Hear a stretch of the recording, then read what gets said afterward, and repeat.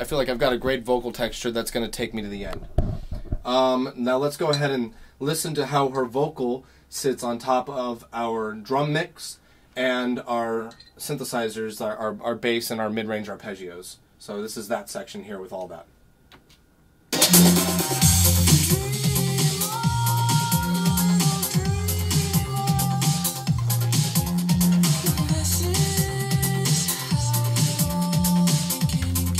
It's working. It's really good. Okay. So then the next part is where we jump to the chorus here, and as you can see, that lead vocal continues with the processing I showed you. Here's where I made use of the additional vocal parts that they sent you. Now this is something that I think like a lot of kind of beginner producers might have avoided using, because it is hard to it is sometimes hard to figure out where to put harmonies and where to put ad-libs and just how to mix the supporting tracks and whatnot on a vocal. But I managed to find some nice chains to hit with the choral stuff and the harmony stuff. So let's listen to everything except the lead vocal. Whoop, hi there. Again, with the system overloads. I'm sorry about that.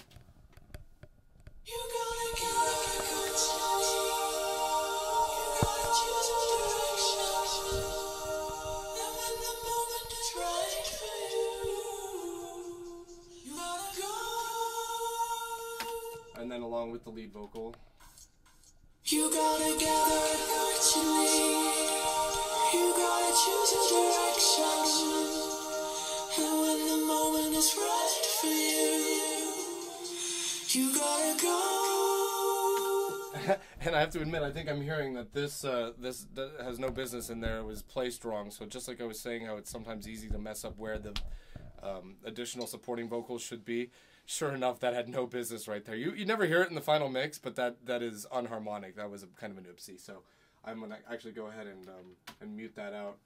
And let's listen to the way the chorus sits on top of my drum mix. Now, the only thing that I did to change the drum mix for the chorus was I brought in this shaker.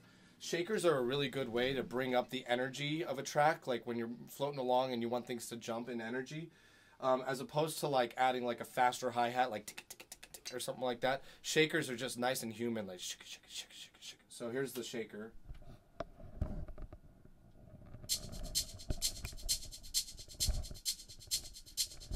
And then I used the Rhodes stem from the original.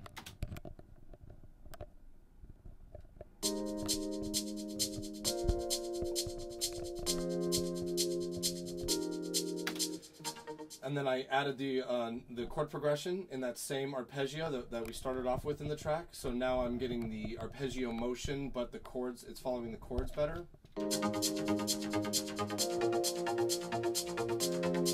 And then the last thing, of course, is that super saw. You got to have that big trancy super saw to make it more euphoric and trancy. So here's the super saw.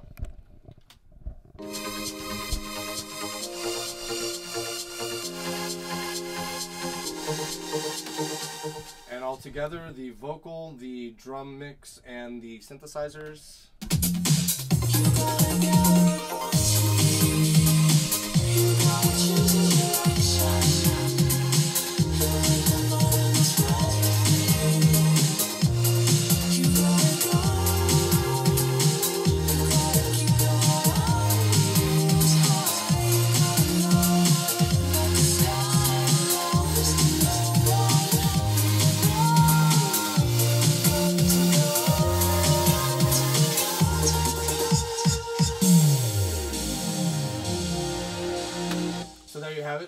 A build up into these cymbal chokes. I love these cymbal chokes, and I'm not going to say I'm the only one that uses them, but I don't hear them very often, and I do like the cymbal chokes. This is probably the old rock and roller in me, but basically I took these cymbals and I chopped them real tight and wrote them coming out of the snare fill, almost like a drummer would like hit a crash, but you grab it and it's called a choke, so it's right? So watch the drum fill into my cymbal chokes. I think it's a really nice kind of percussive aesthetic that takes us into the transition of the breakdown.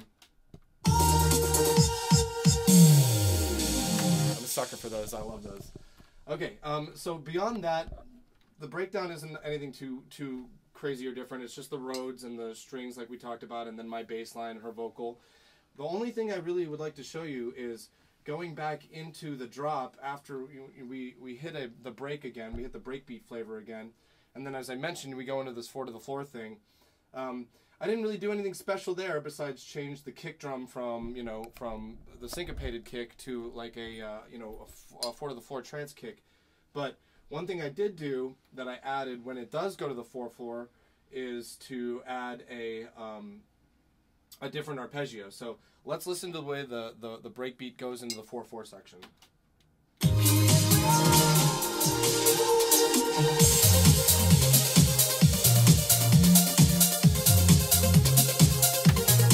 So this part is just kind of a tease. It's just kind of a setup for moving into the 4/4 section. But here's that new arpeggio that I feel like kind of like fills in that mid-range and makes it a little bit more, just fun and dancey and euphoric and driving.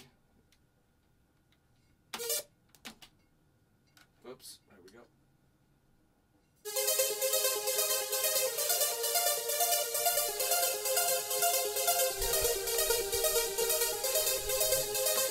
And I just think those are really nice. It's just a nice aesthetic.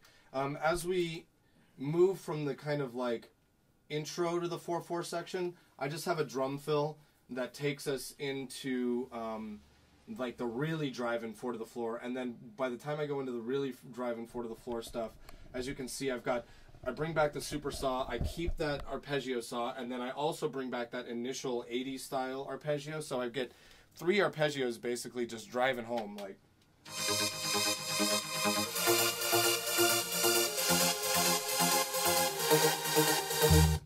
Whoops, sorry there.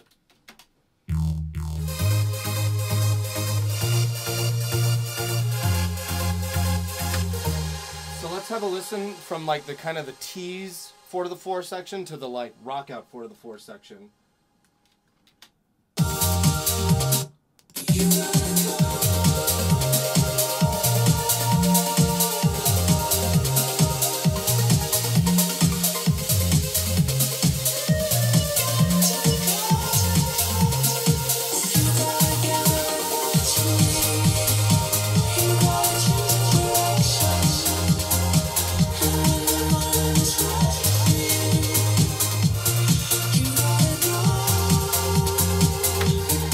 Alright, that's it.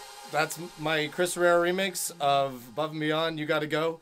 Now I gotta go, but thanks for watching if you made it this far, and feel free to hit me with any questions if you like, because I love talking this stuff and it'd be fun to answer any questions you have. And also jump on my SoundCloud because I have an updated VIP mix of this, and it's available for free download, so you guys are welcome to have it. Anyway, thanks again for watching.